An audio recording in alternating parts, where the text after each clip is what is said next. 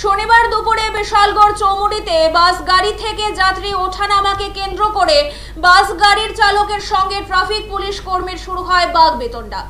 পরবর্তী সময়ে ঘটনার খবর পেয়ে ছুটে আসেন ট্রাফিকেরা উচ্চ পদস্থ আধিকারিকেরা। এ নিয়ে ট্রাফিক পুলিশ কর্মী এবং বাস গাড়ি চালকদের সঙ্গে তুলকালাম কাণ্ডের সৃষ্টি হয়। অভিযোগ, আইনের রক্ষকই যদি ভক্ষক হয় তখন সাধারণ মানুষ যাবে কোথায়?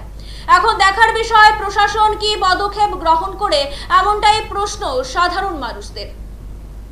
দেখেন, এখানে আমি আমার বাস নিয়েছি, সময় আমার গাড়িতে একজন যাত্রী ছিল, উনি হ্যান্ডিক্যাপ ঠেঙ্গি নিয়ে নামছে। আপনি এখানে দোকানটা দিকেন ওনারা নামাই দেয়, তখন একজন পুলিশ প্রশাসন থেকে ট্রাফিক সাহেব আমার কইল গাড়ি আগান, আমি বলছি হ্যান্ডিক্যাপ চলতে চাই, দাঁড়ান একটু।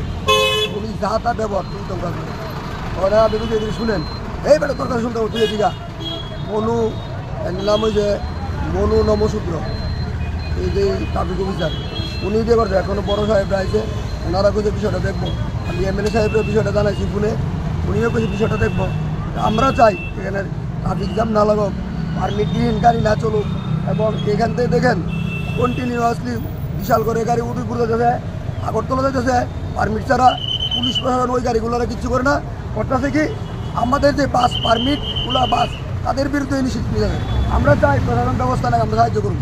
আমাদের এত বড়ইও নাই প্রশাসনটা অসহযোগিতা করা, আমরা সহযোগিতা করুন, সবারই করুন। কিন্তু প্রশাসনের যারা ব্যক্তিবর্গ, ওনারাও ড্রাইভার হোক, চালক হোক, কন্ট্রাক্টর হোক, যাই হোক, ওনাদের সাথে যাতে ভালো ব্যবহার করে, এটা আমরা অনুরোধ।